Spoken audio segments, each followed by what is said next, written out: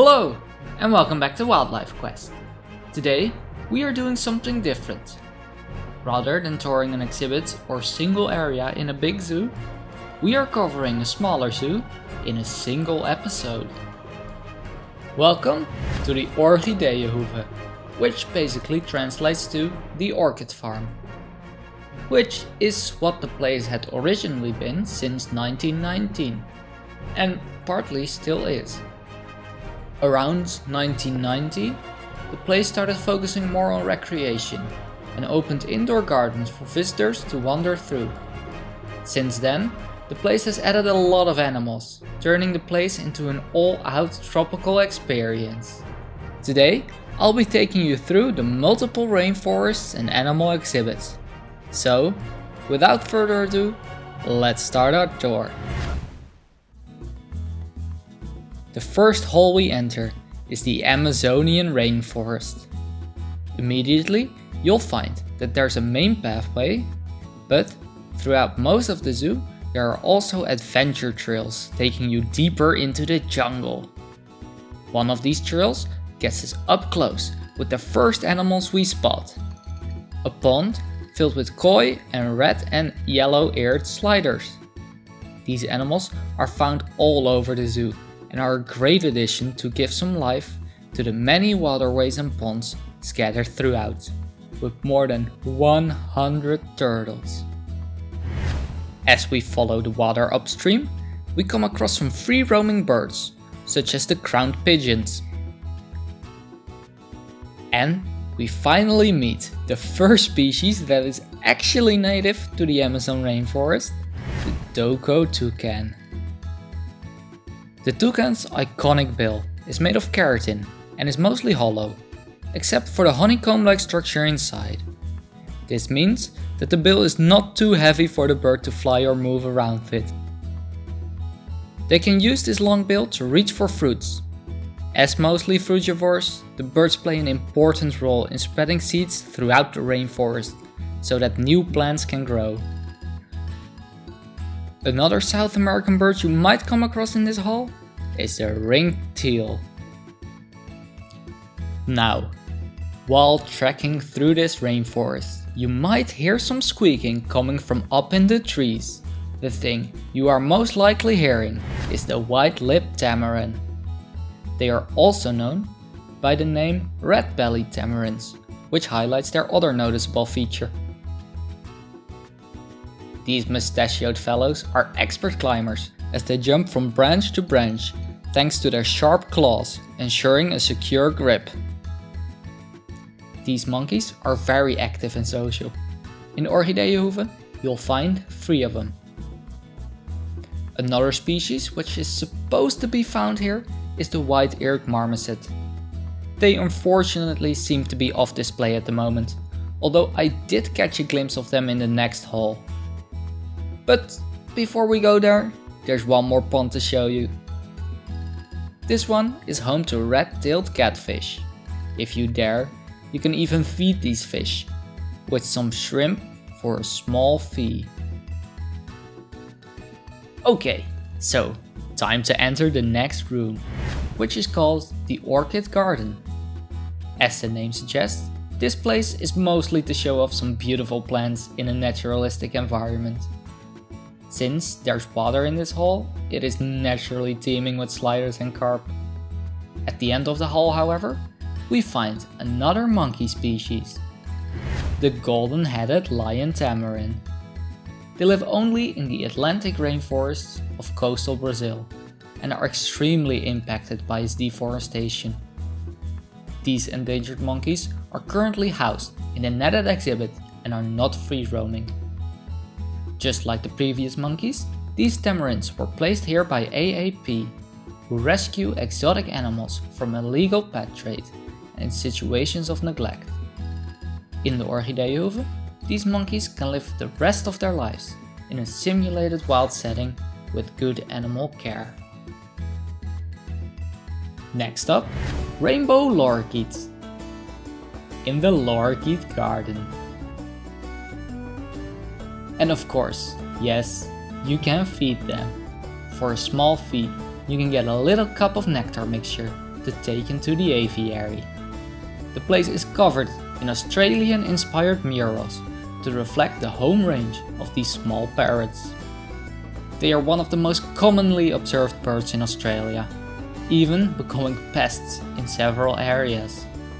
For people who don't love these birds as much as I do, there's a side path that takes you around the walk-through aviary. It, however, doesn't keep you safe from the deafening sounds these birds can make.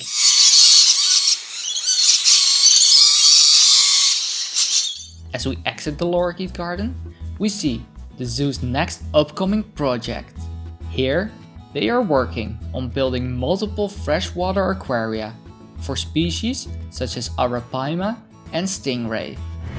The Citrus Avenue is mostly a place to showcase more plants, but don't rush through it though, or you might miss the scarlet macaws. Okay, it is time to enter another big jungle. Welcome to the Butterfly Valley. Of course, here you'll find tons of different butterfly species, such as the blue morpho, owl butterfly, and red postman. Besides butterflies, there are of course also sliders, koi, and birds. Among these birds are crested partridges. The males of this Southeast Asian forest bird are easily recognizable with their bright red tuft or crest of feathers on their heads, while the females are a jewel green with brown wings. Other birds you might spot include the Golden finch and the African silverbill. Another free-roaming animal in the Butterfly Valley is the green iguana, which can be hard to spot, but will usually be perched on higher ground or branches. We'll see more of them in another zoo tour. Before we exit the butterfly garden, we can see several chrysalises displayed, showcasing the different life stages of butterflies. This continues in the next room, where we can see their butterfly hatchery, where eggs and caterpillars are held, which the zoo breeds themselves. Although most of the zoo's butterflies come in chrysalis form from sustainable butterfly farms in Costa Rica and the Philippines. Next, we pass through a greenhouse showcasing the orchid farms. And if we also pass through the mangrove play area, we reach the next animal exhibit. This one is home to meerkats and spur tortoises. Meerkats live in mobs. Only the oldest couple in the group breeds. The rest of the roles in the mob are pretty flexible. The meerkats take turns babysitting young, gathering food, and of course, keeping watch. After about 20 minutes, the meerkat keeping watch usually has enough of it and leaves his post. When another member of the mob notices this, they'll take the next watch duty. As we pass a tank full of Malawi cichlids, we are getting ready to go outside. This is the only open-air part of the zoo and is dubbed Lemur Kingdom. And we'll soon find out why. But first, we get to meet some Cuban flamingos. The entire area is netted, so the birds are able to fly. They share the space with storks, several duck species, and ibises.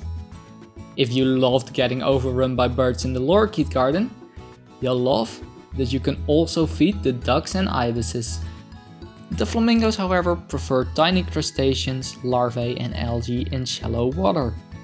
To filter this food out of the muddy substrate, the flamingos need to get the top half of its beak underwater, which is why it positions its head upside down.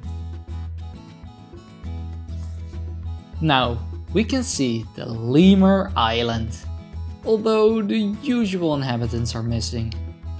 Before we find out where they went, we pass some mini donkeys and alpacas. I also came across a golden pheasant. Now the storks have pretty much taken over Lemur Island in these colder months. So where are the original inhabitants?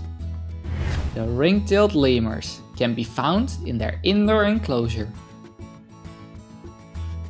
Since this episode has been long enough already, I'll leave talking more about the lemurs for another episode. So, as we say goodbye to the lemurs, we have arrived at the end of the zoo. The one thing we did miss was the jungle theater show, where some more reptiles and invertebrates can be seen. But unfortunately, these animals exhibits are behind the scenes.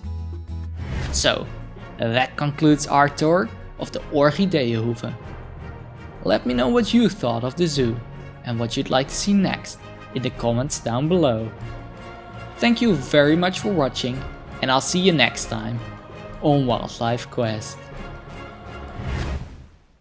As always, I'd like to encourage you all to help protect the world's wildlife. There's always something you can do to help, from donating to simply spreading the word. So today I'd like to highlight an organization which the zoo also supports. Of course, I'm going to be talking about AAP today, or as it's called in the Netherlands, Stichting AAP. As you know, the organization rescues animals from illegal pet trade, as well as situations of neglect, like circuses. They themselves care for the rescued animals or place them at a suitable zoo. You can of course support them by donating, or by signing petitions on their website to help battle wildlife trafficking. You can of course also help by simply spreading the word and educating the people around you. So, again, thank you very much for watching and for making it this far. See ya.